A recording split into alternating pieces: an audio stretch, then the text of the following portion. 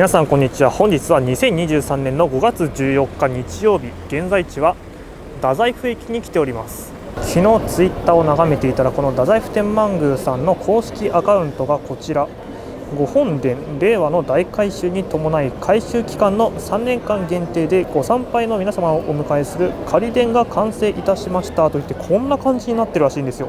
これをね、今回は見に行こうと思います。現在僕がいる場所はこちら現在地ですが、今から向かっていく太宰府天満宮はすぐ近くにあります。参道はこのようにお土産屋さん、そして食べ物屋さんが並んでいる場所になっています。そもそも太宰府とはどういった場所なのかということを知るためには、この太宰府館がとてもいいと思います。この太宰府の太ですけれど、ここにね天があるのはわかるかなと思います。この天があるのは現在の地名です。で、もともとは大きいという漢字を使っていたんで、その頃はですね、成長跡というものがありました。こちらの漢字を見てみると、大きいという漢字が使われているのがわかるかと思います。これが太宰府成長ですね。なんて言えばいいんだろう、九州で一番偉い政治の拠点だった場所、そんな感じでしょうか。その太宰府成長というのがどこにあるのかというと、今もね跡が残っています。こちらですけれど、太宰府成長跡徒風呂跡というふうに書いてあります。今多分昔撮った映像が流れていると思いますが、現在は原っぱのようになっています。で、この太宰府成長跡から少し離れた場所にいるのが現在地、どこだ、これかな、これですね。現在地太宰府館跡だから、ちょっと歩いていくには少しかかるかなくらいの距離になってますね。で、そのさらに奥にあるのがこちらが太宰府天満宮です。そのような政治的に大切な建物があったこの周辺なので、その建物を守るためにここにね緑色の線が引かれているのが分かるかと思います。これ何かと言いますと、どっか書いてないかな、水木っていうんですよね。多分看板があったこれですね、水木跡。この模型では再現されていませんが、この水木の向こう側には博多湾があります。で、博多湾のさらに向こう側には朝鮮半島があるんですね。当時だから飛鳥時代頃ですけど、飛鳥時代頃に朝鮮半島の人々と戦いになりまして、でその人たちが攻めてくるかもしれないということで、ここに堤防を作ったという経緯があります。戦国時代に橘宗茂が島津と戦った岩屋城の戦い、その岩屋城というのもこの太宰府にあります。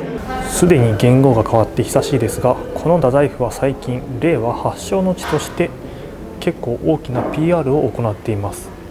というのも、この令和というのはここに書いてあります。新元号は万葉集から出典、そしてここに引用文がありますが、初春の令月にして気よく風和らぐ、この令と和から令和が決められたということが知られています。その令和出典の歌が読まれたのはこちら書いてあります。奈良時代の歌人大友の旅人が自分の屋敷で開いた梅花の宴、この大友の旅人の屋敷がここ太宰府にあったから、太宰府は令和発祥の地と言われているわけですね。太宰府がどんな場所か分かったところで、参道の方に戻っていきます。こちら鳥居のすぐ近くまでやってきたらご由緒がありました。ちょっと読んでみますと、菅原道真公は、国家に尽くしていたんですが島流しにされてしまいました。で、その島流しにされた場所がこちらですね、榎木寺、ここにいたんですが、その入る先で死んでしまったというふうに書いてあります。で、現在のこの太宰府天満宮は何かと言いますと、こちらですね、御本殿の地に葬り寛正殿安楽寺天満宮と称えて奉仕すと書いてあります。つまり現在の本殿、今から向かっていく場所ですね、そこは菅原道真公のお墓ということです。太宰府天満宮にはこのように牛がいます。菅原道真公のご遺体を牛車に乗せて運んでいたところ、牛がずっと向こうの方にあります現在の本殿の位置で止まったというお話が伝えられているんです。それを見た周りの人々が、これはおそらく菅原道真公がここから離れたくないと言っているんだというふうに解釈しました。そういった理由で天満宮では牛を神の使いとして祀っています。そんで楼門をくぐりますと、すごいな。本来であればこの仮殿の向こう側に本殿があるんですが、手前にねこんな感じで森のような仮殿ができてますよ。じゃあ本殿はどうなってるんだと思って後ろに回ってくると、まだ見れるな。本来であればこの後ろにある本殿まで見えるんですが、これから修繕作業に入るということで、このように仮殿が作られているわけです。御本殿が改修されるのは124年ぶり。この大改修は約3年間続けられるそうです。つまりこれから3年間はこの光景が見られるわけですね。今しか見られません。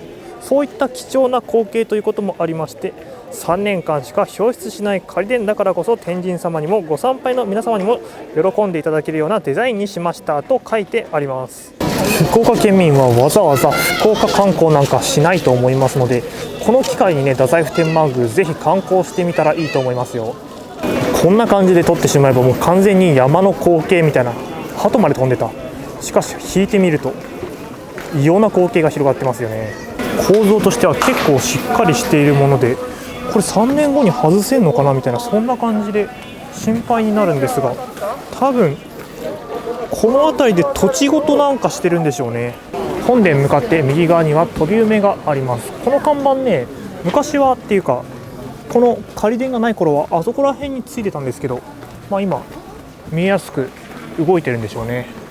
こち深場匂い起こせよ梅の花、主なしとて春を忘るなという歌が有名です。この辺りの京都から現在僕がいる福岡、ここまで島流しになると決まった菅原道真公は、この京都にある自分の家のお気に入りの梅に対して、僕がいなくなったとしても東風が吹くような季節になったらいい匂いをさせるんだよという風な、そういった歌を読みました。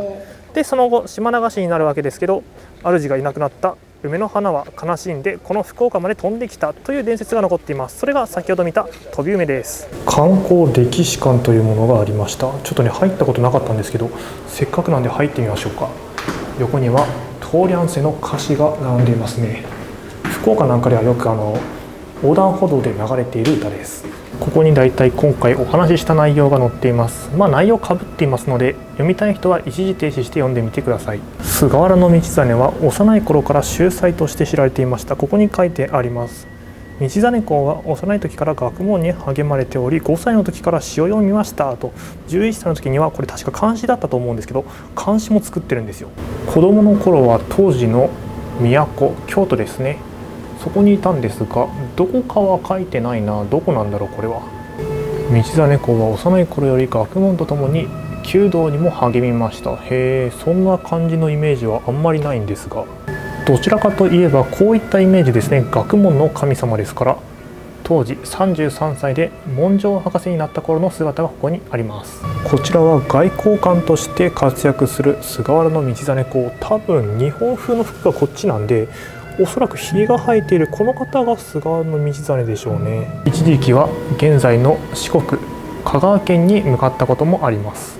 しかし57歳の頃に藤原時平の讒言に遭い、太宰権の措置として太宰府に流されることになりました。この権の措置というのは、一応なんか太宰府の偉い人にしてあげるけど、実際に実権はほぼないよみたいな、そんな感じの役職だったと思います。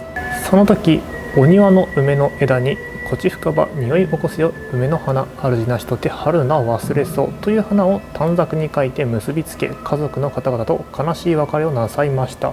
なるほど、それが向こうにあります梅の花。短冊ついてる？ついてないの？作ってるのか。今書いてるところですね。ということで菅原道真公は都落ちをしてしまいます。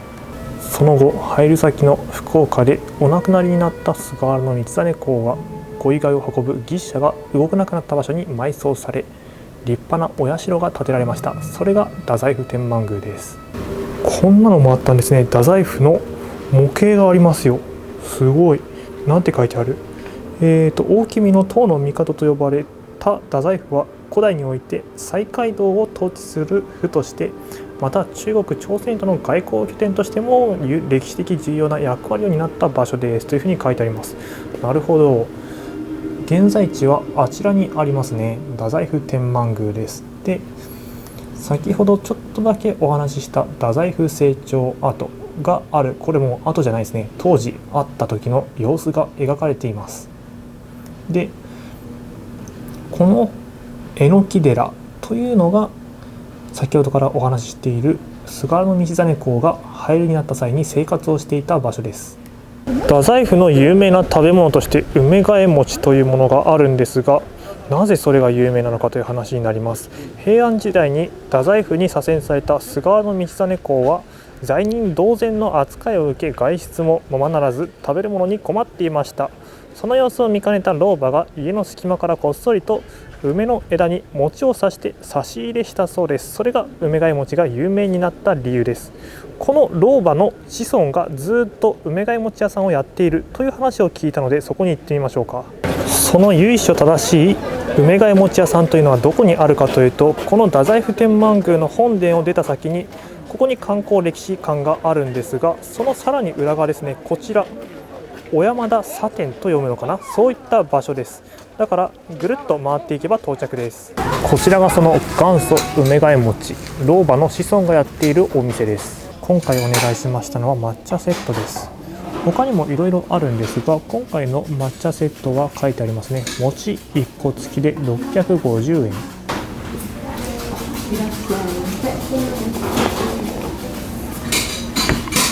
これは海外の方とか喜ばれるんでしょうね。折り紙です。こちらはなんだ、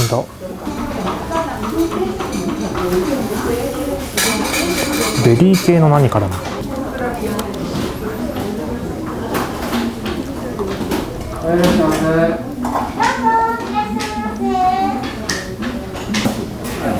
子孫がうんぬんっていう話はお店の中にも書いてないし、ネットにも書いてなかったので、もしかしたら僕の思い違いかな。まあ何にせよこの周辺で一番と言っていいんじゃないかな。歴史のある場所はここでしょう。期間限定で3年間しか見ることができない太宰府天満宮の仮殿、ぜひ訪れてみてください。それではご視聴ありがとうございました。